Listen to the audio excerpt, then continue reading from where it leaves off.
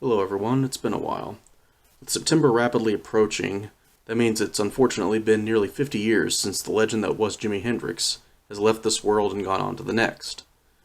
However, before he passed, he had amassed hours and hours of recordings in preparation for what would have been his next studio album. Widely believed to have been at least a double album in size, this album was likely to have been titled either Straight Ahead or First Rays of the New Rising Sun.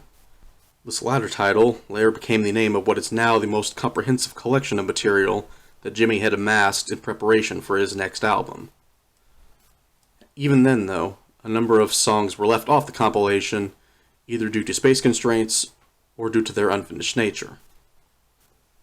I've decided to gather the information I could dig up regarding these individual songs and discuss them here in this video series, with special emphasis on the development history of the songs.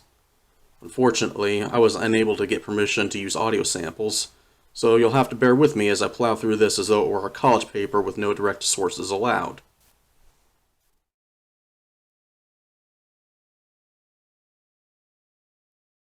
One of the songs that Jimi had planned for the next album, Angel, had one of the longest development periods.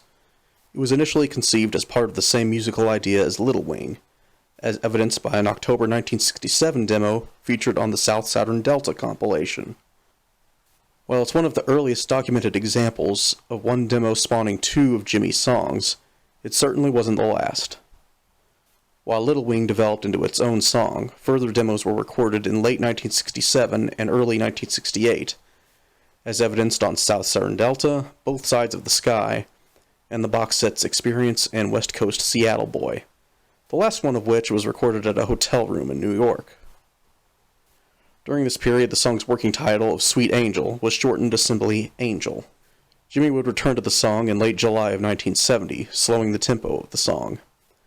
Bassist Billy Cox said that the bass line for the song was inspired by the R&B ballad Cherry Pie by Skip and Flip, while drummer Mitch Mitchell attempted to employ a series of effects to the percussion parts.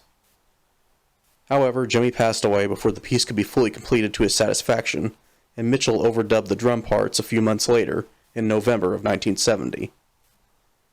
Despite its lack of completion, Angel remains one of the most popular numbers considered for Jimi's unfinished fourth studio album, and is one of his most beautiful ballads.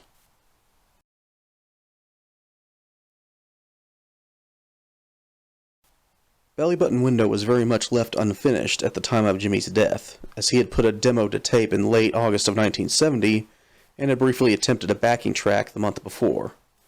The demo is the only officially released version of the song, but it showed promise. Lyrically, it was about the baby drummer Mitch Mitchell and his wife were expecting.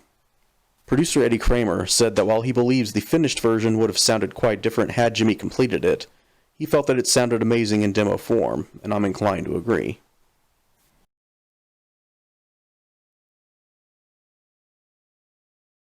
Originally envisioned as a piece called Pass It On, Straight Ahead was actually considered as one of the possible title tracks for the new album.